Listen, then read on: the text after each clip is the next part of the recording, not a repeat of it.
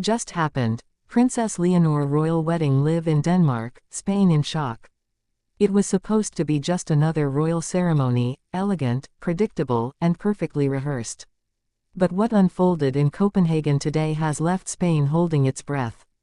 Because in one breathtaking moment, Princess Leonor of Spain, heir to the Spanish throne, the symbol of her nation's future, stood beneath Denmark's icy sky and rewrote history. No one expected what she did next. For years, Leonor was the dutiful daughter, the poised, disciplined royal, groomed since childhood to become Spain's first reigning queen in generations. Every gesture, every word, every glance measured under the watchful eyes of a nation.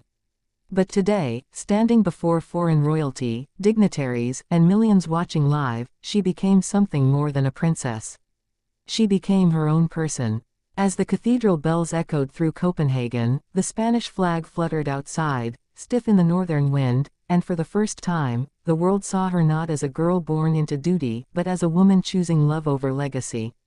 And that choice has sent shockwaves through Spain. Because Leonor's royal wedding wasn't just a ceremony. It was a statement, a declaration that shook the balance of two monarchies, Spain and Denmark, and hinted at a new European alliance that no one saw coming. As her carriage rolled through the cobblestone streets of Copenhagen, lined with thousands of well-wishers waving both Spanish and Danish flags, whispers filled the air. Who exactly was this young man, this man who captured the heart of a future queen? The world knows his name now, Prince Christian of Denmark. Born into the Danish royal house, poised to inherit his own throne. Two heirs, two futures, two crowns, now bound together by love. But behind the glimmering jewels and golden carriage, there's a story far more complex, one rooted in power, family, and centuries of royal tension. Let's go back. For years, rumors swirled about a quiet connection between the Spanish and Danish royal families. Subtle visits, shared events, small gestures that seemed innocent, but now, in hindsight, were steps toward this moment. Leonor met Christian years ago, during a royal summit, both still teenagers. What began as friendship slowly deepened into something unspoken. Letters, private visits, carefully arranged family introductions. And yet, both knew, love between heirs of different thrones isn't simple. Every glance, every whisper, had political implications. Spain's monarchy, still rebuilding its image, couldn't afford controversy. Queen Letizia, protective and modern, saw the risks. King Felipe, dignified and cautious, reminded his daughter of duty. But Leonor's heart had already chosen. And so, behind palace walls, a silent struggle began, between the expectations of a crown and the desires of a young woman who never asked to be born royal. Months of negotiation followed, quiet diplomatic talks between Spain and Denmark, hidden from the press. The Vatican was informed. European leaders whispered, could two future monarchs marry, without destabilizing their thrones? And then, came the approval. Today, under the vaulted ceilings of Copenhagen's Cathedral of Our Lady, surrounded by history, the impossible happened. Leonor walked down the aisle in a gown that silenced the room, a masterpiece of Spanish craftsmanship, embroidered with the royal insignia of both nations. Her veil, delicate and weightless, caught the northern light. As she approached Christian, the crowd rose, not just in admiration, but in disbelief. For 25 minutes, Spain and Denmark stood still. The ceremony was steeped in symbolism. The Spanish orchestra played softly beneath the Danish choir. Candles flickered like trembling stars. The royal families exchanged glances, some proud, some tense. And when Leonor and Christian said their vows, their voices barely trembling, it wasn't just a marriage, it was the merging of two futures. But what came after, no one expected. Moments after the vows, a message appeared across Spanish media networks. A statement from the Palace of Zarzuela: Her Royal Highness Princess Leonor has married with the full blessing of the Spanish crown. Her position as heir remains unchanged. The message stunned the nation. Never before had a Spanish heir married outside the country, in a foreign royal house, without renouncing rights to the throne. For many, it symbolized modern unity. For others, it was betrayal.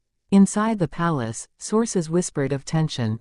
Queen Letizia's restrained smile at the ceremony masked deep emotion, love for her daughter, pride, but also concern. She knows the weight of royal duty better than anyone. As for King Felipe, the camera caught his expression, a mixture of dignity and quiet pain. A father watching his daughter step into history, knowing she might redefine the very idea of monarchy. Outside, the crowds were electric. Danish cheers mixed with Spanish chants.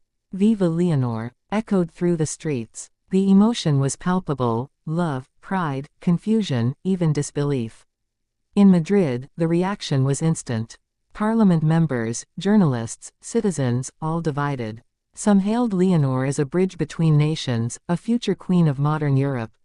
Others saw a dangerous shift, a blending of crowns that could blur the lines of sovereignty.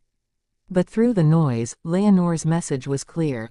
This wasn't politics. It was love. The reception held at Amalienburg Palace glittered with power and elegance. European royalty, world leaders, artists, and family gathered under chandeliers to witness what many called the new chapter of European royalty. The dance floor gleamed. Christian and Leonor's first dance was tender, slow, graceful, emotional. Cameras captured their unspoken connection, the way he whispered something that made her laugh through tears. Behind them, Queen Margrethe of Denmark and King Felipe exchanged polite smiles, aware that history had just shifted beneath their feet. Later, during the evening toast, Leonor stood to speak. Her voice, calm but trembling, carried across the hall. She said, "I was born a princess of Spain. But today, I stand not as a symbol, but as a woman who loves, who chooses, who believes that duty can coexist with the heart." The room erupted in applause. Yet, in Spain, reactions grew more divided. Traditionalists questioned the meaning of coexistence. Could a queen truly serve two nations? Experts debated late into the night. Constitutional scholars, royal historians, and political analysts filled Spanish television screens. Was this the birth of a European Union stronger than any treaty, or a royal gamble? And as the discussions intensified, something remarkable happened online. Across social media, millions of young Spaniards rallied behind Leonor. They called her the modern queen, the brave heir, the princess who chose love. In an age where tradition often clashes with freedom, Leonor's act became a symbol, an emotional statement that royalty can evolve without breaking. Meanwhile, inside the quiet corridors of Copenhagen, the newlyweds shared a rare moment of peace. Away from the cameras, Leonor removed her tiara, placed it gently on a velvet cloth, and leaned against Christian's shoulder. For the first time, she wasn't the future Queen of Spain, or the guest of Denmark. She was simply Leonor, a woman who dared to love. Outside, snow began to fall. The streets glowed with lanterns and celebration. Fireworks bloomed over the Danish harbor. In Madrid, church bells rang in spontaneous tribute. And across the world, people watched, captivated.